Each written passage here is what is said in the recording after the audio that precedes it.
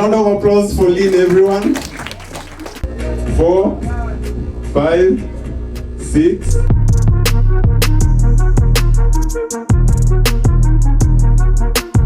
You know, when I mentioned 4K vlog, you know the quality is awesome.